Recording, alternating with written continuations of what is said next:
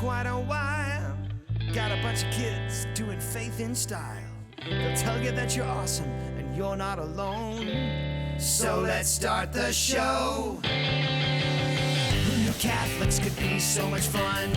Greg and Jennifer and how faith is done. Screwing up and trying and forgiving. Adventures in imperfect living. Adventures in imperfect living.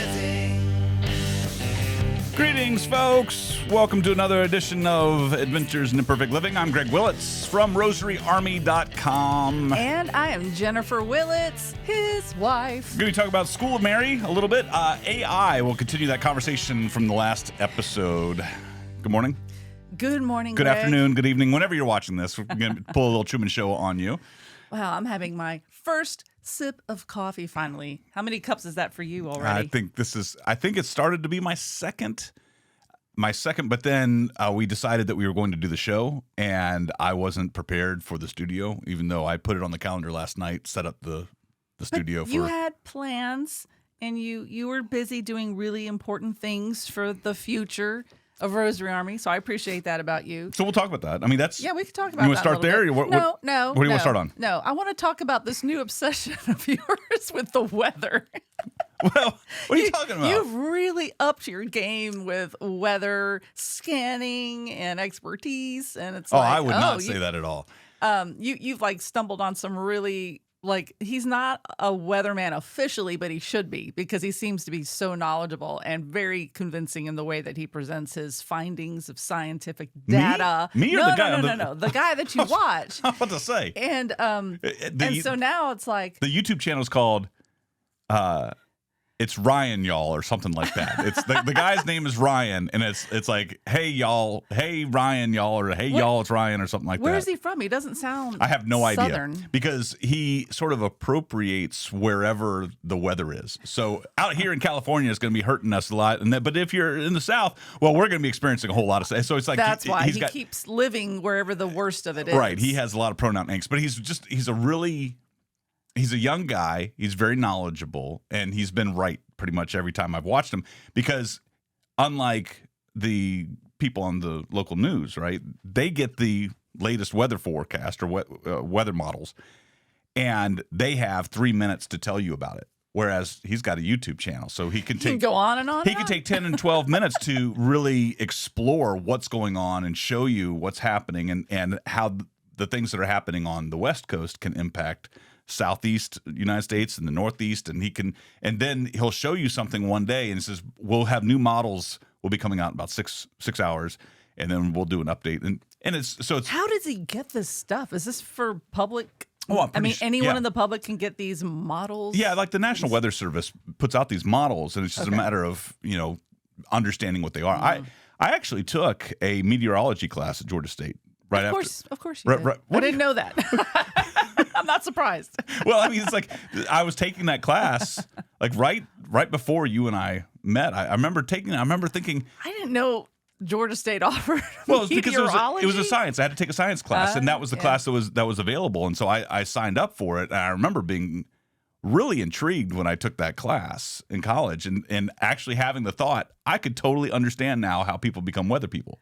Oh, I thought you were going to say, I could totally do this. No, I thought about it, because at the time I didn't know if I was going to end up, I was already interested in media of some sort, but I didn't know what I was going to end up doing. I still had the fantasy of being a paperback writer, but I was clueless. But I took that meteorology class, and then when we moved out to Colorado, got to know Kevin Knight, the guy who runs New Advent, Mm-hmm. and Kevin and I worked together for a period of time at the Archdiocese out there, and got to know each other, and went and had Chick-fil-A a lot for lunch. I always think of Kevin now because Chick-fil-A is a Southern thing. I went out from Georgia. I'm the Georgia Southern boy who Chick-fil-A was a part of my childhood, even back in the 70s, right? South DeKalb Mall, one of the first food court Chick-fil-A's. Go out to Colorado, and that was my biggest problem with Colorado, is that there simply were not enough Chick-fil-A restaurants in Colorado. And so sometimes for lunch, Kevin and I would go out of our way. And then after I left, he made comments a couple of times, like, of when I come back out there that we'll go hit up Chick-fil-A. Anyway, the thing that with Kevin that was interesting is he has like degrees, or he has studied Chinese and meteorology, and then he runs this tech giant newadvent.com or .org. But Kevin always was looking at models of weather, not the bad kind of models. Not the models are bad. Yeah, never mind. I was going to make a joke and it wasn't working, so let's move on. He was always looking at weather models, and he always had a really solid idea of what was going to happen. So, and to understand the weather in Colorado actually is, I feel like that's worthy of extra accolades and praise, because the weather out there is kind of insane. It's not normal. So maybe that's where it started, was me paying attention to the weather, because there was a guy out, and he is actually one of the news meteorologists out there on the news channels. Corey Reppinger, I think is his last name. I'm getting his last name wrong, I'm sure, but his name is Corey. I still follow him on Facebook, because he is the guy that when we were out there, he would be doing live streams on Facebook. And so he's sort of, predating this Ryan guy. He was doing it first. I remember him. Before, because he'd have to be reporting at 11 o'clock, but you could go on Facebook for all the hours between 6 and 11, and he's somewhere in Denver doing live streams of like, all right, here's how bad the traffic is here. Don't come over here right now. And he was always his information was always really spot on, correct with regards to the weather. So it's funny that you brought that up, though. Yeah, and I hazard this guess that if you're married, one of you in that marriage has a tendency to scan the weather, like, because there's a fascination, you're just super curious. Like with Mac and Catherine, we know who it is in that household who really likes to know what the weather is going to be. I have no idea. Are you Is it Catherine? serious? Yes, it's Catherine. She's always honest. Like, yeah, I know. It's going to be this temperature, and that temperature for the next 4 days. To me, she knows. It's a detail-oriented thing to know down to what's happening on certain days, and it sounds like I'm being derogatory to our friends, and I don't mean to, but neither of them seem to strive to be overly detail-oriented. It's like they don't sweat the details. She is about the weather. But that's interesting. Yeah, that's interesting. And so I always notice that common bond between you and her is this, like, knowledge of the weather, or the need to know what the weather is going to be. Maybe that's what it is. It's this feeling that you need to know what it is. I swear. We have so much information. Well, Catherine and I don't need any more commonalities. We really don't. I mean, there's our behavior sometimes are it bothers me sometimes. It's the melancholy thing. Well, I mean, fellow melancholics. I get it. You want to have friends that have common interests, but not necessarily common behaviors. It's like having Catherine.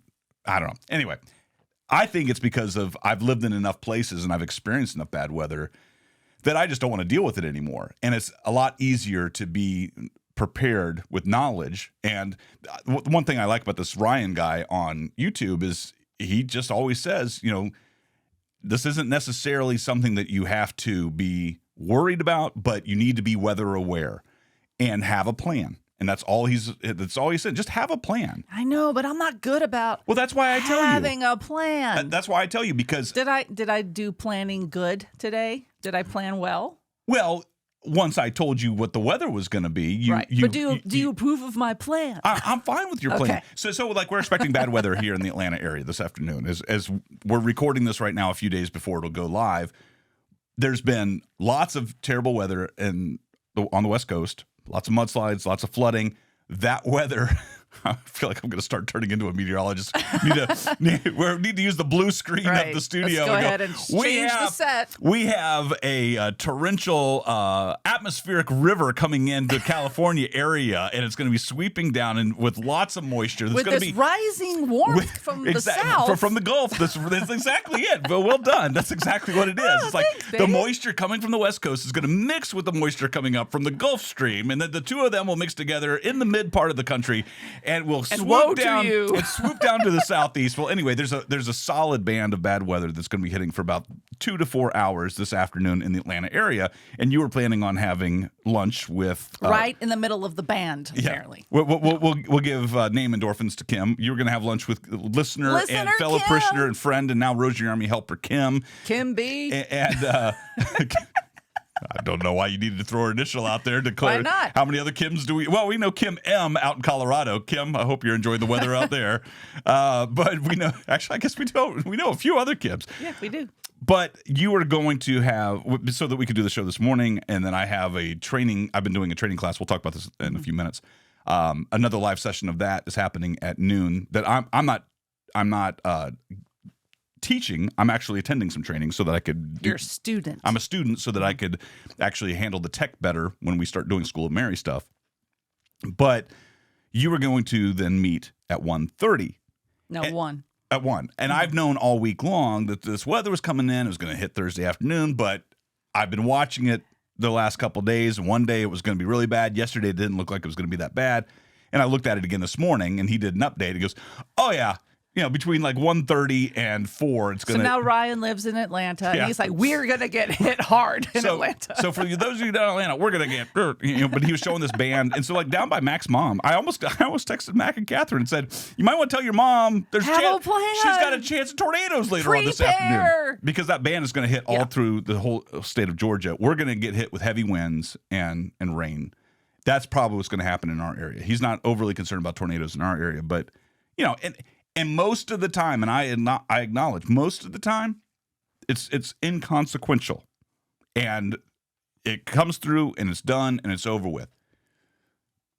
I sometimes worry about feeling paranoid, being paranoid, when I get overly concerned about these kinds of things. I think that ties into a faith issue, right? It's like, how much do we trust? How much do we just live and just not worry about these details? Right. There's faith, and then there's being prepared. Well, where you are trying to control the outcome rather than living completely on faith that it doesn't matter what the outcome is, you have faith. And there's some areas in there that we definitely need to, I think it's worth exploring. So to continue your... Well, I think that there's prudence comes into play there, right? And you could say, well, it's just a matter of weather is going to do what weather is going to do, and then we just have to deal with the outcome of it. And we can be ignorant all day long until that thing happens. And is that really what God expects us to do? I mean, that's like saying, well, you know what? I'm going to go out on the road and I'm going to drive 100 miles an hour because really, what's going to happen? What's going to happen is what's going to happen. And if I go 100 miles an hour and I hydroplane, really, is it bad? Well, no, you have a plan in place. You're going to be prudent with your driving. You're going to drive at a certain way, and you're going to plan your drive out. Any sort of planning is not necessarily a bad thing. And sometimes I feel like when I get, hey, we should think about this. Like we were going to go out to eat with the Barons a couple weeks ago, and we were going to have bad weather then too. And I said, look, it's going to be bad weather right at rush hour traffic in the Atlanta area. I personally don't want to be in a car in bad rain with Atlanta drivers at 5 o'clock on a weekday. And so we rescheduled, and I appreciated that. But I also felt like I had to be the, sky is falling, the sky is falling. I'm Chicken Little running around sometimes. Well, I mean, but that is also a reaction that some people do have. But it really is, it's an opportunity to balance faith and reason. It's faith and reason. They work complementary to each other. And so God gave us an intelligence, and he wants us to pay attention and read a few signs and make an intelligent response. So, and I appreciate, honey, let me just go on the record right now and say thank you for looking out for me, because it's that protector part of you that wants to make sure that his wife is safe. And I think that's the undercurrent here, is that I don't want you out in a very dangerous, potentially dangerous situation if we can avoid it. Is this something that is a serious event that, has been on the books for 6 months and you have to attend? No. Is this a recreational thing that you have choices to reschedule? Well, yes, we do. So just make a reasonable plan for being prepared for a situation. And this doesn't just go just to weather. This is for a lot of things. One could say that this whole weather discussion is all leading towards, are you going to go to heaven or are you going to go to hell? Are you planned for the apocalypse? Are you ready for the end of the world? Are you ready for your death? Are you planning? Or are you just going to go out and say, well, I'm just going to take my chances and see whether or not where I'm going to end up, right? Hey, isn't that what you're supposed to do? Where if you have a plan in place for your faith, then you're going to reach your destination safely. Here's my plan. I plan on praying my rosary today. Yeah. I plan on staying close to the sacraments. I plan on trying to be holy at every opportunity that I can.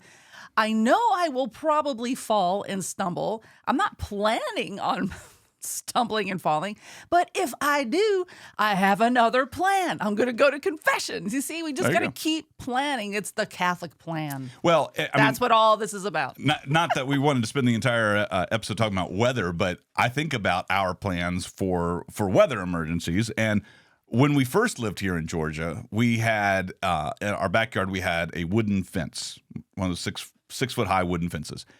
And in Georgia, if you've ever been through the state, you've probably noticed really tall pine trees. And they're very skinny, very long. They're like tall. Q-tips, right? So imagine a Q-tip with a green top and a brown stem. That's pretty much pine trees in Georgia, and they're huge.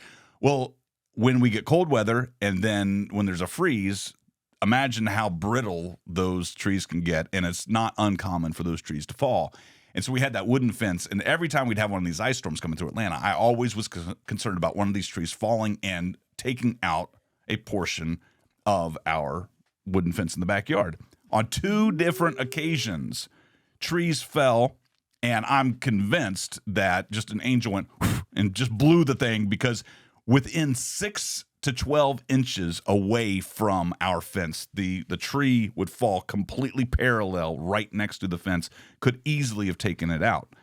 I think those are the things that are in my mind, and when we're worried about the weather, I don't want to have another experience like that. I worry about trees that basically are right in alignment with our bedroom, that if they fell... That's a real concern for me, too. Yeah, if they fell in the middle of the night, where they're going to most likely land is right on top of our heads. And so I think about things like that. Well, then what do we do in terms of the planning?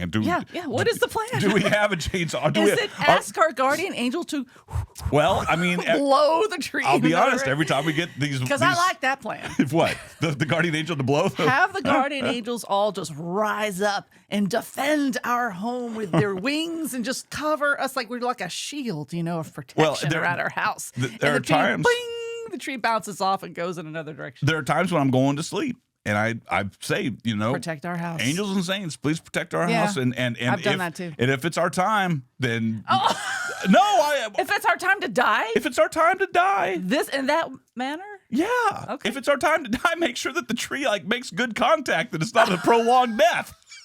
It's like if that Lord, let the tree smash me completely in one shot. Exactly. I don't want any suffering. I don't think that's out of the question to be praying for a quick death. It's like if now's the time, make it quick.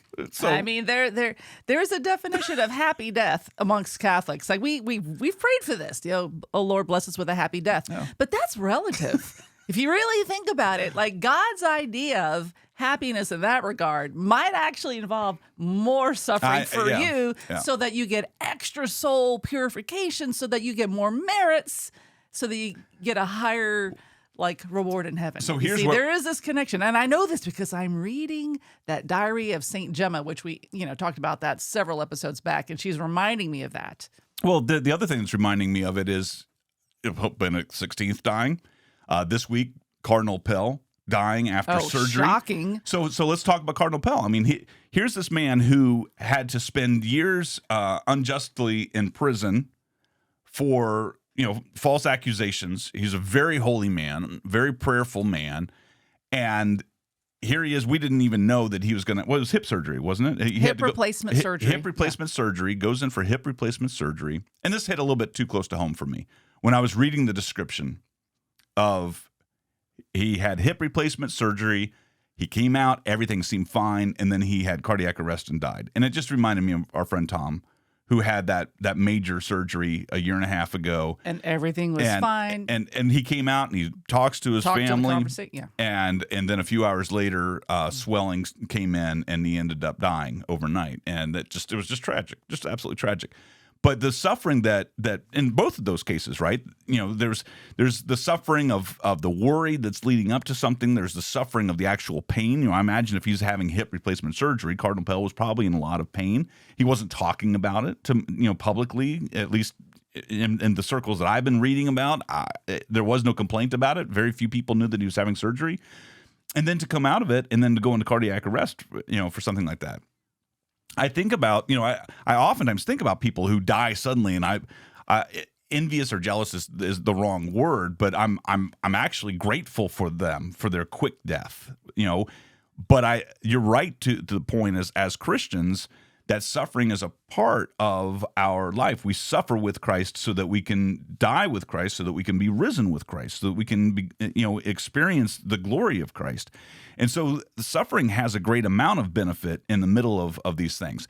And so when I look at Cardinal Pell and the amount of suffering that he did before, it seems sudden, right? He had the surgery, came out, he had cardiac arrest, and then he died. But they fully expected him to recover. But what about the suffering in the years before? How much suffering did this man have in prison, right? It makes you think of St. Paul. How much time did he spend in prison wrongfully, to be wrongfully accused, to have his name dragged through the mud so publicly for so many years, to have the news completely lambast this man unjustly? And then now he's experiencing his reward. And quite honestly, now none of it matters to him. Now he doesn't care. He's experiencing the reward of the beatific vision of experiencing being in the presence of God. And that's an amazing thing. And that's something that we should be keeping in mind for our own suffering. Whenever we're suffering, it's like, this too shall pass. Right. I mean, and we as Catholics try to stand very firmly on the virtue of hope. And while we don't know 100% that he is experiencing the beatific vision just yet, but that is in fact our hope based on what we have been taught about our faith. But all of that rests with the judge himself, and that is Christ. Because at the moment of your death, that is when you are judged immediately. And while we don't know what that is, only God knows the depths of any one particular heart. And the secrets that you withheld and all the sufferings that you've endured is only known really between you and the Lord. And so I just have great hope that he is exactly where the Lord wants him, that the Lord ultimately wants all of us to return to him. That is the goal. And I think we forget that. We forget how much Jesus desires us. And we keep thinking that we are beyond his reach because of our sin. And we're not, because he loves us so much, and it's worth meditating on his love. I think we talked about that just in the last show. God's love is this constant force, always wanting us to return back to him. Anyway, I just love that. Yeah. One of the other things that we talked about on the last show, and it ties in a little bit to School of Mary and other things, we talked about AI very briefly, artificial intelligence at the end of the program, and did some experimentation using Notion database of having Notion's new AI capabilities. Have you used any AI since that podcast that so we did? I've done a few different things. I've continued. You're just asking questions and seeing what it responds back with, right? Is that what it is? It's that, and it's also helping me to brainstorm and think through certain things. And so I am using it. But let me just say, I have trepidation about it for a few different reasons. It's what we all grew up, hearing these stories of artificial intelligence, right? HAL from 2001: A Space Odyssey, before we were even born. That came out 2 years before we were born. Well, but hold on. Let's stick with 2000. HAL in 2001. I don't remember HAL very well. Well, it's very little. The guy on the ship, he's asking, HAL, what's going on? Everything is fine, Dave. It's like, could you redirect the energy over to here? I'm going to keep it right here, Dave. This is I'm doing everything that you need me to do, Dave. I mean, that's artificial intelligence. That was an early version of that wasn't real artificial intelligence, right? But it was a fictional representation of what where it could be. of where it could go, right? And then fast forward 50 plus years. And here we are now. I'm sitting at my desk going, Notion, can you help me to brainstorm tweets? And what's interesting, though, is just literally in the last few months, I'll say the last year, about a year plus ago, I experimented with something called Jarvis, which has since they switched the name to something else, Jason or something. I can't remember what it was. Because Jarvis was just a little too. No, Jarvis. They got in trouble with Marvel. Yeah, that's what I was gonna say. Yeah, because Jarvis was the artificial intelligence that Tony Stark created in Iron Man, and they called their artificial intelligence system that. And anyway, so you have all these people creating images. And are you pouring coffee? Yeah. Yes, I am. You want to? I'll take some more coffee. Would you like a top off, sir? If there's enough. Yes, there is. So, the other day I sent a video to Mac Barron of someone had used one of these art systems to artificial intelligence art systems to create images of Marvel movies as if they were 1980s dark epic movies. Now, so think about, remember Conan the Barbarian and Beastmaster and Krull and those kind of movies from the 80s. Remember this kind of stuff, Jennifer? I mean, since they had a dark, weird tone, fantasy stuff, right? Yeah, I do. Dragon Slayer, there's a certain aesthetic, right? Mm-hmm. And I'm not gonna be able to show this directly on here, but for I'm not even gonna worry about it. I'll just show you later on, and I'll put a link to this in the show notes. There you go. But there's a video where someone created all these images, and Mac and I were texting. I sent it to Mac directly. I'm saying, I don't know why I felt the need to send this to you, and nor am I quite sure why I think that you'll enjoy this. But it's freaky. Well, actually, I am going to bring it up, and maybe I'll try to figure out a way and post. What is it you're going to bring up? I'm not even. So there was a video that someone created Marvel movies as 1980s dark fantasy films. So they got this atmospheric music. Like, look here. This is an image of Star-Lord. As this all there's Guardians of the Galaxy. This creepy looking little raccoon guy and Star-Lord, as if it was a 19. This is all fake people. Wait, none of that is real. None of this is real. See? It was all generated by That's AI. Enough. That's enough. So someone just went in and said, "There's Captain America as a 1980s dark fantasy film." It's not real at all. Okay. None of these images are real. See, this is so profoundly disturbing to me, and I completely forgot about the artistic AI programs that are now out there, where you can literally upload your actual face to this program, upload your real face, but an image of your face. And then this program will take your image and your likeness and turn it into all these cool thematic artwork. If you want to see what you look like as a supermodel, well, here's that. Yeah. As a superhero, here's you with your face on this new body. But it's all based on lies. None of it is real. None of it is actually true. So you have to just take it for what it is and go, oh, cool. And then maybe walk away from it. I'm a little concerned where people who are not morally formed in their conscience will take this in some really scary directions. There's a few other issues with it. So a few months ago, like last fall, I launched a Substack where I'm sharing a serialized version of my novel, 86th. Right. And the first couple of chapters, before I realized that there were just other types of images that I could get that were public domain that I could use for free, I actually played with this thing called Midjourney, which is an AI art generating software, and I created some images. Like, there's a conversation about Ronald Reagan in the prologue of this book, and so I told this thing, generate a picture of Ronald Reagan looking at a bowl of jelly beans, and it created this really weird, creepy image. I guess seeing these images now, because these Marvel pictures were created with the same way, this Midjourney. You can keep honing in, say, improve it until it gets and it enhance, will, and it will learn. It will learn. Fix that guy's face, and it will do it. It will understand you, and it learns over time. And so I actually used it then, and then I'm using the AI capability to just basically clean up some of my writing. Like last night, and again, I'm going to talk about this. This online live course that I'm taking. There were some writing exercises. And one of the things that I wrote a few different things. I just couldn't get it quite right. And I told the AI in Notion, I said, improve the writing there. Now, it doesn't do it perfectly, right? But it fixed one sentence for me that I just couldn't nail. I'm like, that's the word, right? It generated a different form of it. Now, here's something else that's interesting. So I'm talking about Notion's AI, and we've talked about Midjourney. There's something else, and I can't remember if we mentioned this specifically last week, called ChatGPT. Now, ChatGPT is something else that a lot of people signed up for, and it's kind of hard to get into right now. They're experiencing a huge volume, and it just launched at the beginning of this year. But ChatGPT is a service that basically it's learning, and right now it's actually, it's like we're experiencing exceptionally high demand. Please hang tight as we work on scaling our system. So I can't even get back into it right now.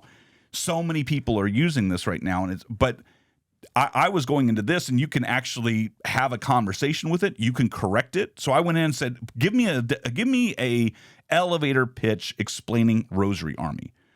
And what little bit of information it didn't reach out, and it doesn't Google, it doesn't access that kind of stuff because it's trying to have real data.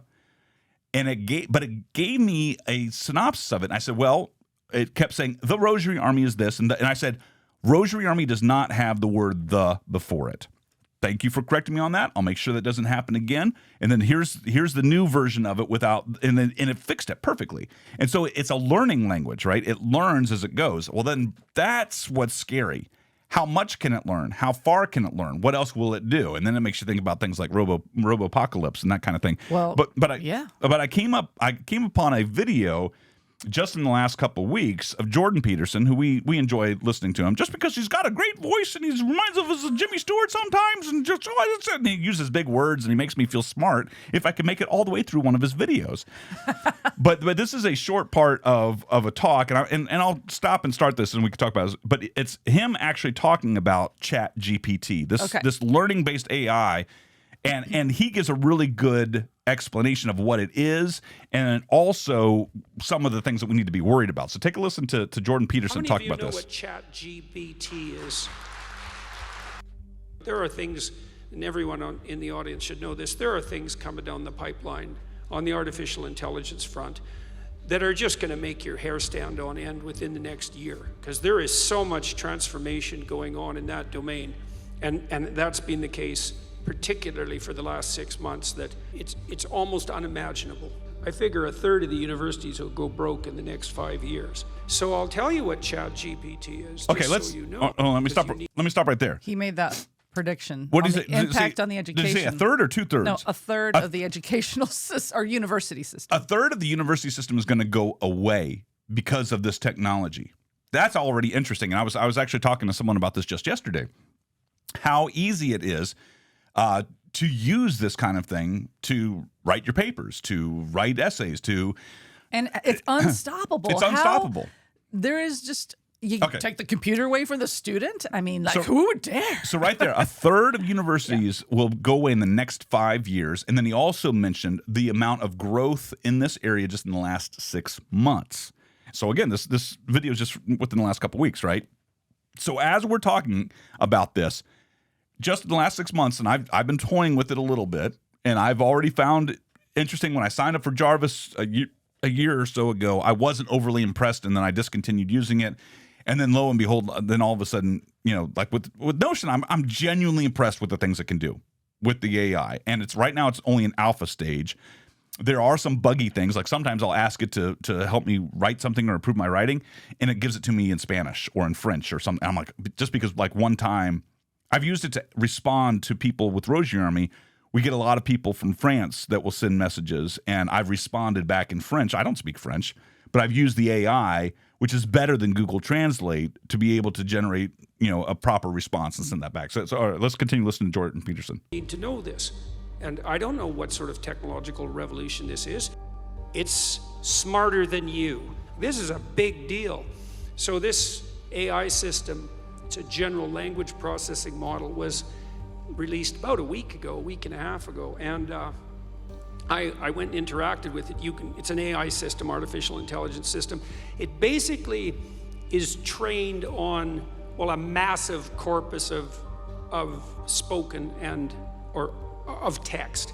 So it's derived its models of the world from the analysis of human speech, essentially. It isn't using real world data yet, but that will be happening certainly within the next year.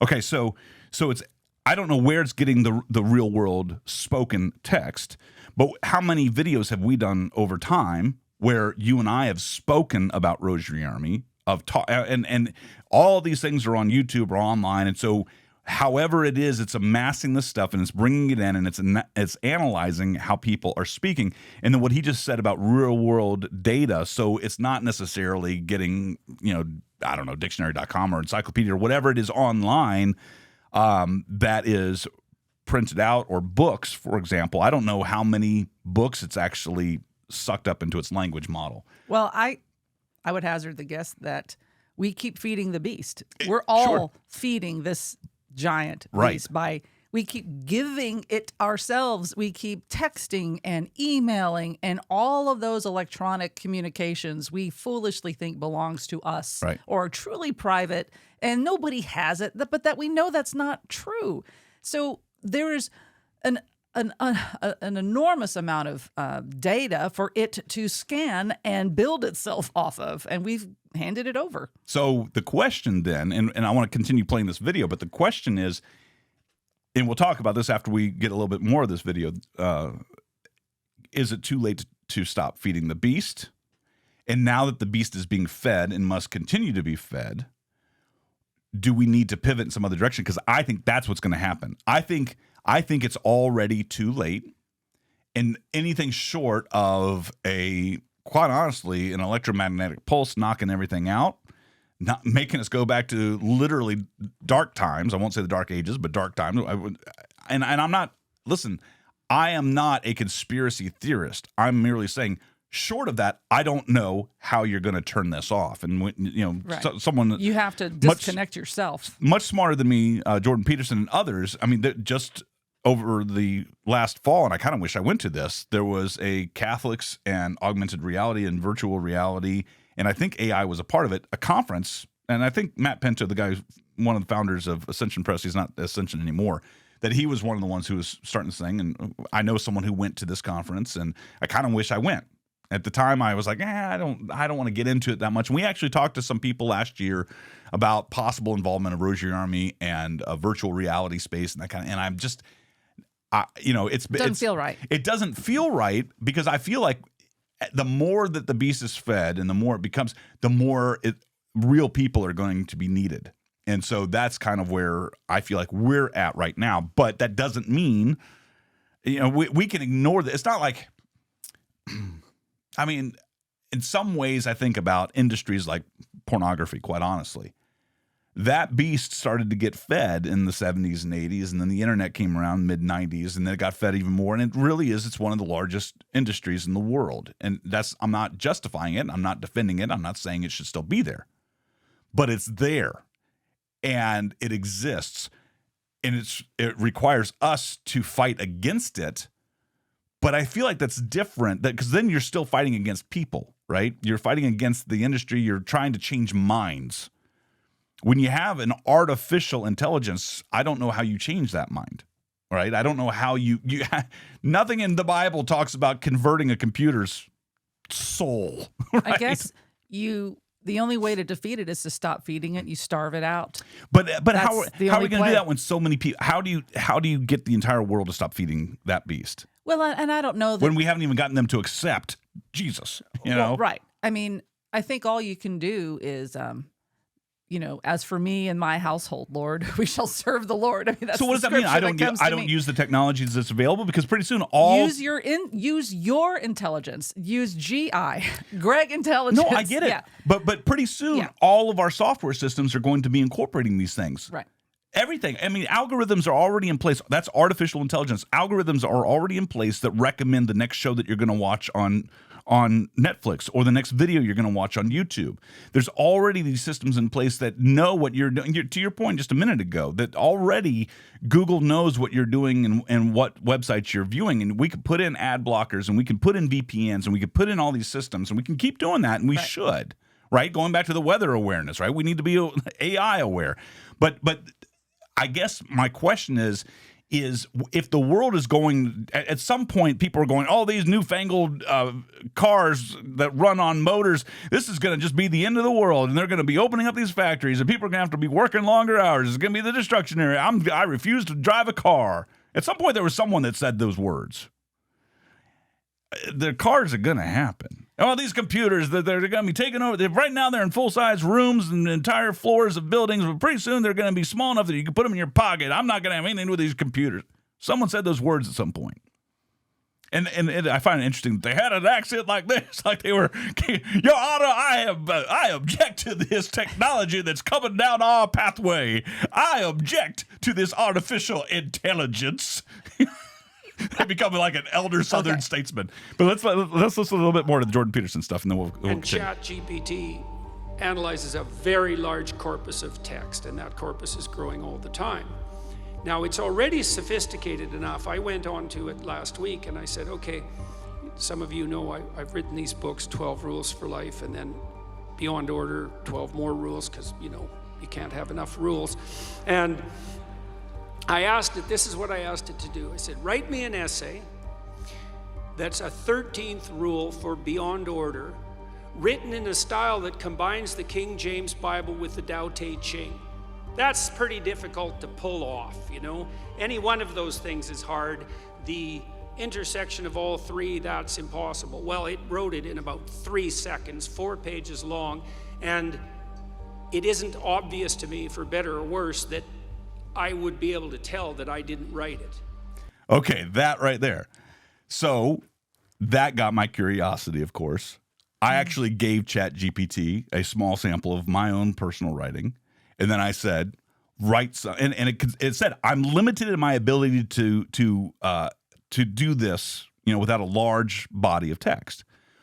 But it took it, and I gave it a prompt. I said, now write this in my style of writing, and I did it before. I gave it some of my text, and then an after, and it was kind of remarkable that it almost seemed like it was something that I could have written. And so then I was talking, to someone yesterday, and I said, so what are your thoughts on if you use any sort of system, if you use an autocorrect, right, and autocorrects you, can you claim that you wrote that thing if it just autocorrected your text, right, which is a form of artificial intelligence, a very small version of it? Do we stop using autocorrect and Grammarly because those are artificial intelligences? And so at how do you define? Where's the line? Where's the line? But then also, how do you claim? So if you use AI to generate a piece of art, right? So like these images from the Marvel thing that I showed you, those are artistic works. If someone had to give the right prompts and they had to hone it, they were using artificial intelligence to create it. Artificial intelligence is being used to make videos now. It's in so many different ways. At what point does it stop being the individual's accomplishment? And then it becomes, so to Jordan Peterson's point, he asked it to write something in a style that would come out sounding like something that Jordan Peterson wrote, and it did. If Jordan Peterson gave the prompt, if Jordan Peterson then read through it and said, I approve of it, and then can he claim to have written it?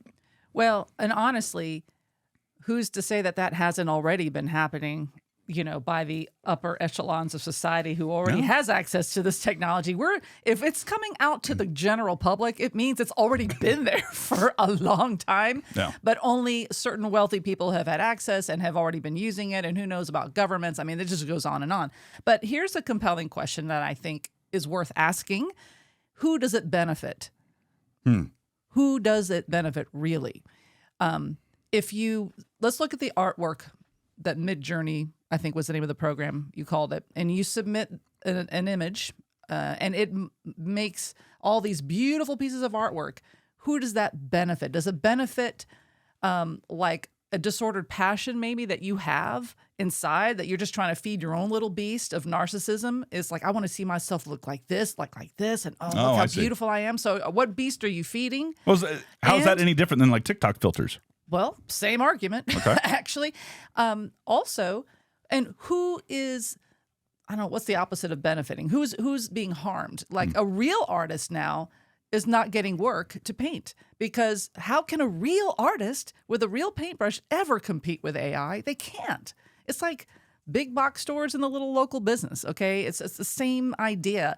If there's the bigger, stronger one will always win, and the little guys will just cease to exist, because they can't possibly compete. I remember that when we were living in Colorado and we were working on a book called Marriage Matters. Yep. And we wanted artwork for our book. We wanted something that you try to come up with a design. And we actually were floating the job past actual human being artists who are really trying to get our, graphic goals sort of represented artistically for us. But at least it was real people. And then we would pay a real person and they would get paid for a real job. I mean, now you just pop it in the AI and then there's no need for them. And we have artists in our family. You're an artist. Our son is an artist. And we just, I don't know. This gives me great Okay, pause. so to that point, again, here's and I hope I don't come off sounding like I'm defending AI, though. That's part of the discussion. Though I find great value in a lot of it. I really do. I don't think it's from something a writing perspective. from a writing perspective, from a productivity perspective. I very much. I mean, some of the things that I've asked, it's like I struggle in particular areas to come up with ideas. So knowing that people are on social media, I don't particularly like Twitter, or I don't like. Okay, here's a better example. We're posting more and more videos on YouTube on Rosary Army's channel. So we're posting this show right here that you're watching. And I'm going to take a clip of a particular part of the discussion, and I might put that out in a couple days. Writing those descriptions on YouTube, I do not enjoy coming up with 140 character explanations of what we do or what we talked about. And quite honestly, because we talk about so much content and so much good content, unfortunately, I can't always remember everything that we talked about. As soon as this is over, I go into editing mode and I start doing other things, and I'm like, and just trying to piece it together. What did we just talk about? And then how do I say it in a way that will attract new listeners and viewers? Well, I can just say, write me a summary of these things that we talked about on this week's show. And AI just goes, in 3 seconds, I have it, versus me spending 10, 15 minutes. That's super useful. Sure. And I think that that's actually fine. It's a very controlled example of there's no moral implications here. Yeah. I think you're just looking at it as a summarization tool of something you actually already said. Right. But okay, so then let's take it the next step. One of the things that I have had as an offer on Rosary Army's website now for a couple of years is a book about the 15 Promises of the Rosary that I want to offer as a free ebook. And I've written part of it, but some of the chapters I haven't completed. So that's actually what I fed part into that ChatGPT is like a sample of that, because I really want to put that content out. I want to put it in my name, but I wouldn't just put here's how I look at it. I should have said this at the beginning. How I look at this AI stuff and how Notion actually presented it is it creates an excellent first draft. And that speaks to me. And so let me explain why. When we did that Catholic Show video series years ago, our friend Maria Johnson oftentimes would help me script the episodes. And Maria would give me a first draft, and I would take it, and she and I have had conversations about it, and I would rip it apart. I would absolutely destroy it. But she gave me an outline. She gave me ideas I didn't like, and she gave me ideas I loved that I could build off of. So the things I didn't like, I could discard entirely, and no, I don't want to go down that path. AI is doing that same kind of thing now, right now. But we know it's going to get bigger. So that project about the 15 Promises of the Rosary, these are small little digestible chapters, and I want this to be an easy to read ebook, and it shouldn't be taking me 2 years to finish this, but I'm working on so many other projects that I'm not getting it done. So if I can have a program that's going to help me to finish something that's in my tone that I could go through and edit and clean up and make it sound even more like me, that's kind of where I'm thinking with that. Well, that's a larger body of work. And then this is the moral complicity of it. And this is what I was having a conversation about this yesterday. Am I pulling the wool over people's eyes? Am I faking people out? Am I lying to them? Oh, I'm sorry. I didn't spend 15 hours on this chapter. I spent 15 minutes on it. I'm sorry. So now is there no worth to it? Well, right? I mean, but would you say this book was co-written by AI? Well, would I have don't a know. moral obligation to say that? No, I haven't done this yet, right? But I've actually been, after seeing this Jordan Peterson video, this has actually been, I blame Jordan Peterson. He's the one who gave me the idea. I thought, well, wait a minute now. This is kind of an interesting idea. Yeah, but he was kind of horrified. Well, I'm a little, I mean, there's some trepidation, right? But then going back to your point, do we live in fear? Do we live in fear? Well, I don't know. And so what are we afraid of in this? Again, I'm just playing devil's advocate now. Okay. All right. And I can accept that. But here's something that I would also propose to you. AI knows, and most of Google knows, that we have this issue as humans that we like to avoid the struggle whenever possible. That if there's an easier, more effortless path, that will always be the more productive, shiny path that will attract us. And we have to be careful that we're not taking the easy path in the wrong direction, because we're not really growing.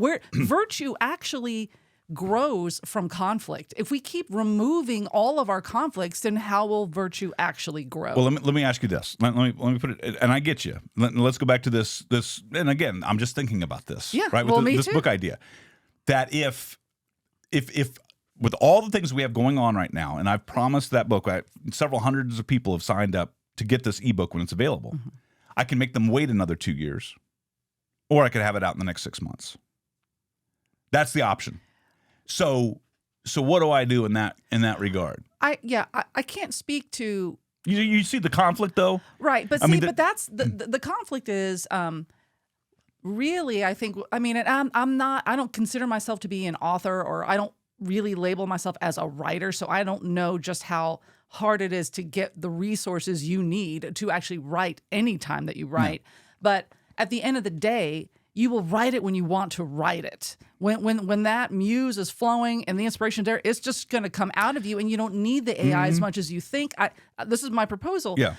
However, I know that you like to, instead of answering a question, you're just going to ask another question. We do this to each other all the time when we're talking. But if you had an author that you admired, like Donna Tartt is somebody I've heard you say positive things about, and you knew that she used AI to write her book, would you want that book? If No. you knew it wasn't really 100% her, there's something that... but it's not. It's if your goal is 100%, I can tell you it's already not. Because here's what writers do. Writers have other writers read it. Well, other editors. writers, they'll have other writers read it. Other writers will make suggestions. Other writers will say, well, you should have this character do this. And what if you do this? And what if you add this? That's already happened to my own work. Okay. Mac, I remember Mac, hey, some people on our Substack, they supported it, and I changed the names of a couple of the characters because of that. Right. So do I give them credit? Do I have a moral obligation to give those people credit because they named two of the characters in my book? Do I have to say by Greg Willits and by these other two people? No, but I think that an acknowledgement page in the book is a fun place for an author to share that kind of thing if you want. I mean, no one's going to fault you if you didn't. So then if there's editing programs, do I need to? And again, how far do you go? Right. Do I need to acknowledge Grammarly and Scrivener and Notion and every other software that I used in the creation of this? No, and I think that Canva, because I made the cover in Canva. It's about, perhaps there is a line of just being reasonable. And again, that's a relative term. I understand that. We're all going to define what we think is reasonable to us.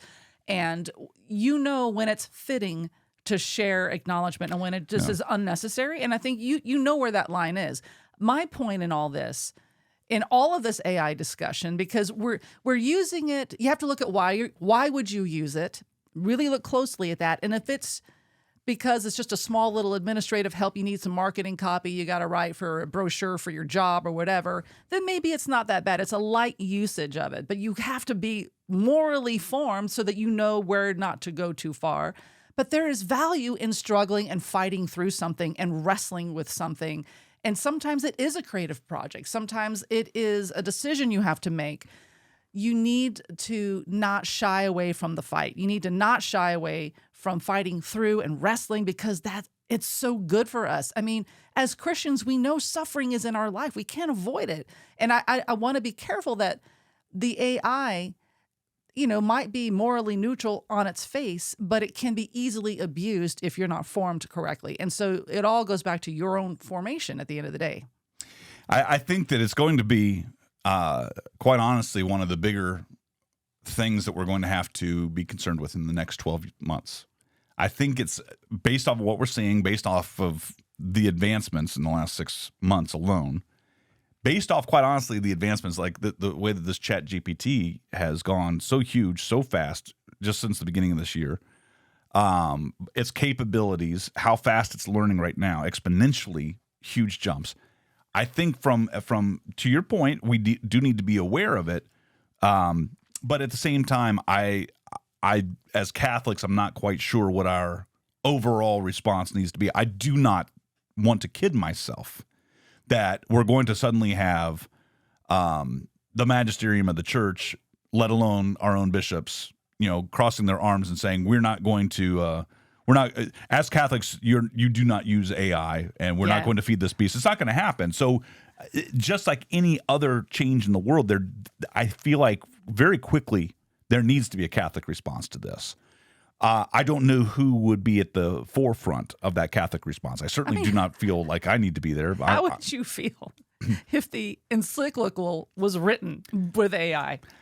I mean, like on behalf of the Pope. Okay. The Pope just like, yes, I agree. Well, right now it's not AI, but most of these documents are written by committee. Yeah. They're not. It's not the Pope sitting there. Yeah. Well, they are at least written. it's human beings.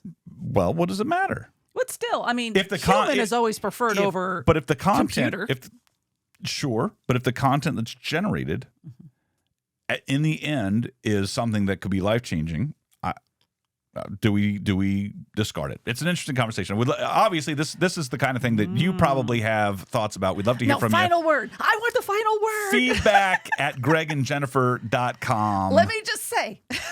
We're gonna be talking about this next week. Let me just say, if the service in question, the shiny new toy, now it's AI, if it's something that wants you to think you can't live without, be wary. What we know as Catholics, well, who we can't live without is Christ. So we know we can't abandon that, no matter what. No. We can't live without the sacraments in Christ. AI wants you to slowly start to think you can't live your daily life without my help. I want to argue. I want to just something to think about. I want to move on to the next topic because we're almost out of time. Okay. We talked about the weather too long. Shall we talk about the weather? No. Should we talk about the government? We got AI for that. I'm quoting REM now. So, well, that would be an interesting experience. Write a song in the style lyrics. of REM. It would just be like random, I mean, think about it. That's great. It starts with an earthquake, birds, snakes, and airplanes. Lenny Bruce, Not Afraid. I Have a Hurricane. Listen to yourself, worst of something. All those words. It sounds like it's just gibberish out of an AI machine. Michael Stipe was the first AI. So I said, I want to talk a little bit about School of Mary and give you an update on the way things are going with School of Mary. One, to let you know that we are very much in the planning mode right now. One of the first things that we are hoping to do, and we're just kind of planting the seed, particularly for you, our listeners and viewers of Adventures in Imperfect Living, to let you know that our first major project for School of Mary is going to start on February, I'm going to get it wrong now. Like 20th or 22nd. Make sure if you want to be a part of this that you go over to schoolofmary.com, and there is an early access wait list for this.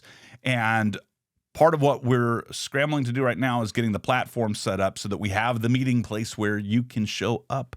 And we're going to go through preparation for total consecration to Jesus through Mary together.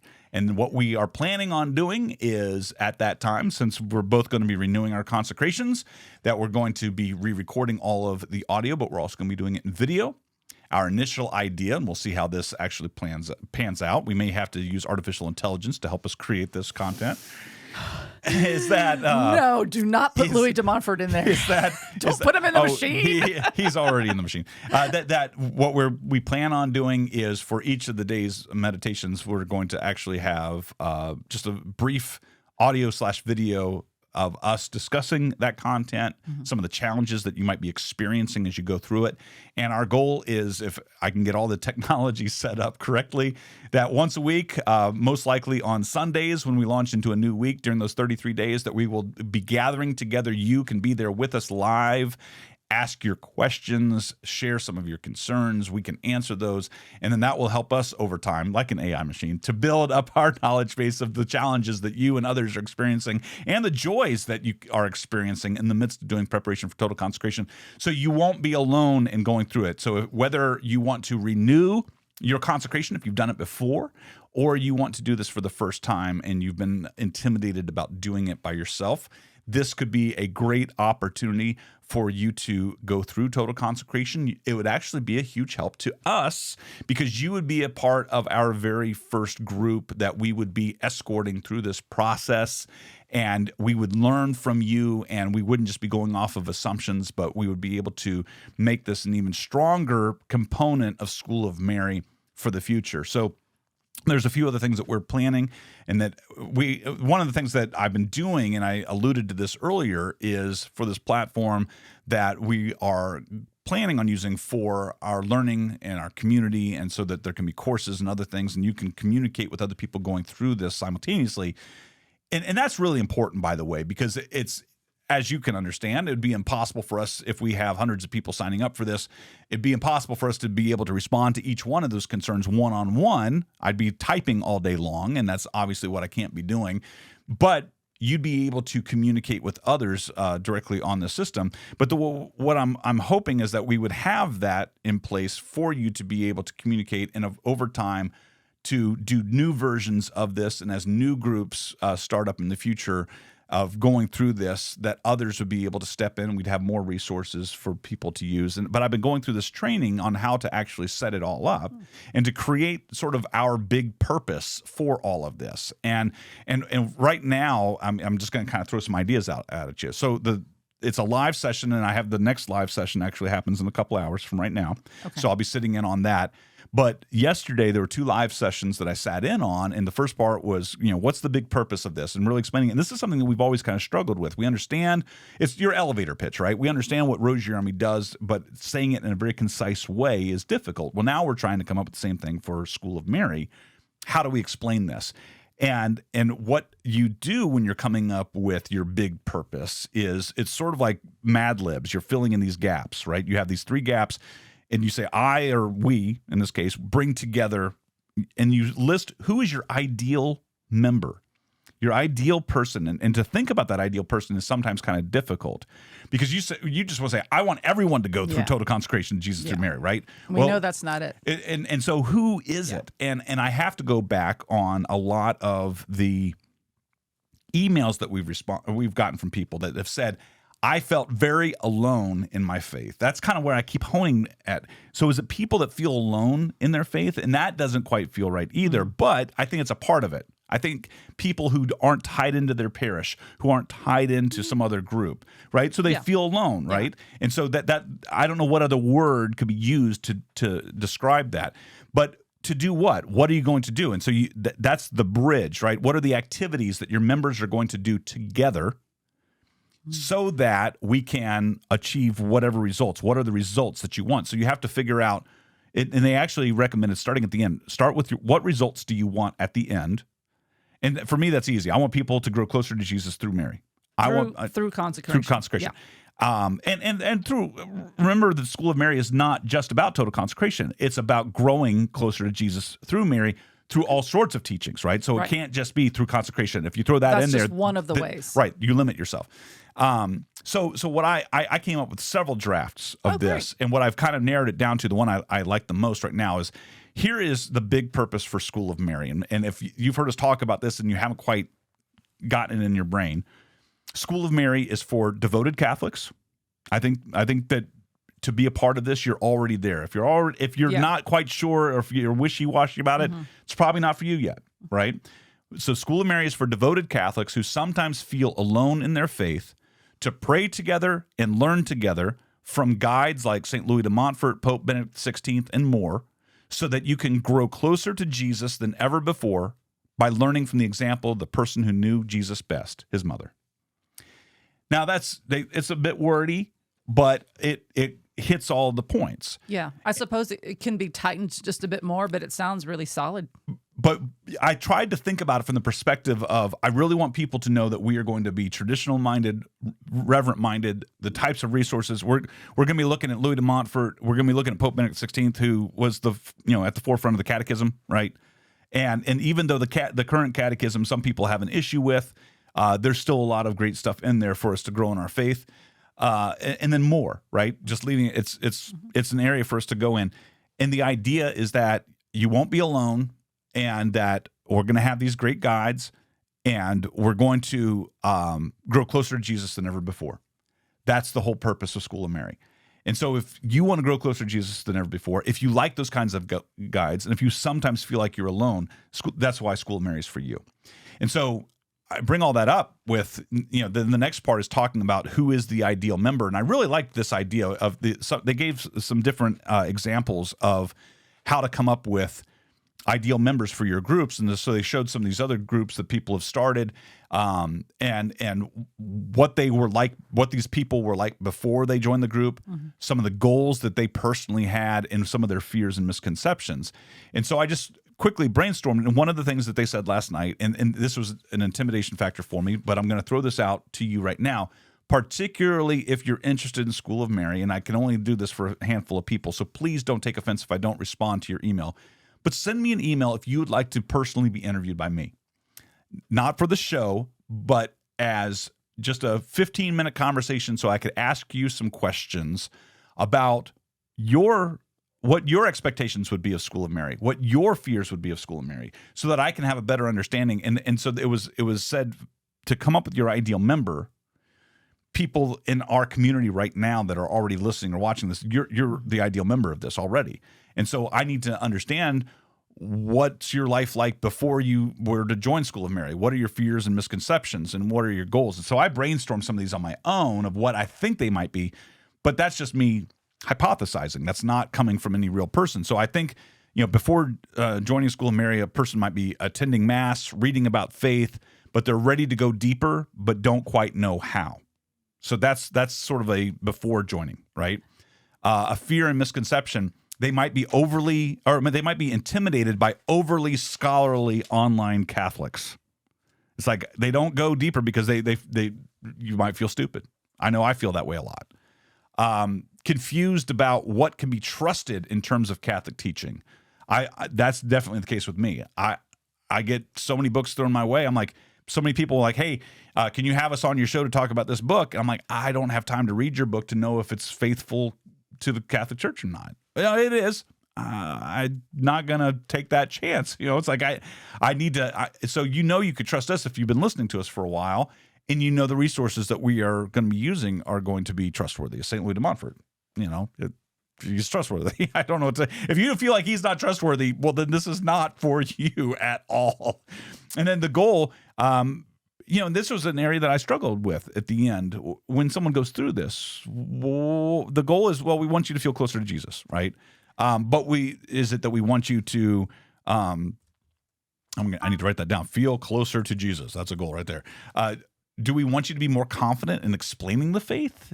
And that's not really what I want to do, And I wrote that down. I'm like, I don't like that. I don't want to be an apologetics training ground. Well, I think the way that St. Louis or Louis de Montfort might answer that question is he was very interested in getting or wanting people to be little copies of Mary. Because if you're a copy of her, like a mold, pouring into the mold of Mary, if you're a copy of Mary, then you will naturally attract the Holy Spirit in a greater force, because the Holy Spirit goes wherever Mary is. And so, and we hear little, we get little gleanings in our Catholic faith, like, well, we're temples of the Holy Spirit. Okay, so we already kind of see ourselves like as the structure where the Holy Spirit lives inside. Well, it's the same idea as a mold, right? Well, Mary is the mold that we are to copy. And so I think that it all centers around Mary. Like, what drove me to want to follow the process of total consecration was I simply wanted to know more about who this woman is. Like, who is she? I mean, why is she the subject of so much veneration around the world inside of our faith? And what is it about Mary? There was something that just is more than meets the eye. And that's what drove me. It's like, I know if I go through this, I'm going to get to know her more. And okay, that's two different things. To know her more and to be more like her. Yeah. I will say this. I mean, just as you're speaking, I get where you're going with that. But from a man's perspective, to be told to be more like a woman, a mother, that's a little confusing, right? And so that's why if you're going to do a particular course, and the big purpose of this course is for women to more model the motherly womanliness of Mary. And so that's to be a copy of Mary. It's the same thing that I've always struggled with, the whole idea of I'm a part of the bride of Christ. You're a man. And I'm a man. It's a very, very confusing thing theologically to get in my brain sometimes. And so this has to be something simple and approachable. And I look at Mary more as not that I want to be like her, but I need to be in her presence. I need to be more like a John, right? A St. John. I need to absorb from her. And that is much more, as a man, much more understandable, I guess. You need to absorb Mary intelligence. MI. Come be a part of Mary's intelligence. Yeah. MI will confuse people. That's Militia Immaculata, but you know. Okay. So lots of good stuff coming down the road. Yes. And thank you for your patience for working on this. We're not going to rush it. Well, we are rushing it, quite honestly. We're working as fast as we can, but we're not going to make anything available before it's ready. But again, thank you to all of you who were donors of Rosary Army during our giving campaign. You can still do so if you want over at rosaryarmy.com/donate. We didn't hit our goal. We reached a long way so that we can still be working on this kind of stuff for you. But all the help that we can get right now is greatly appreciated. And thank you just so much for doing that, for being a part of what we're trying to do for this kingdom as we're gearing up to celebrate 20 years of Rosary Army. It's almost there in March. We should have a big birthday celebration. Basically, we just need a cake. No cake. No. It'll be Lent while we're doing it. So there's We'll no just- cake. we'll just say happy birthday. We'll just suffer more in celebration of Rosary Army is what There we'll you do. go. That's So- what will make Mary happy. Suffer. No, it's not all about the suffering. It's about the joy. Thank you to all of you for being here, for hanging out with us. Pray your rosary today and every day. Don't forget to do that. And don't forget to do whatever it takes to be holy. We appreciate you being here. We'll talk to you soon. God bless, folks.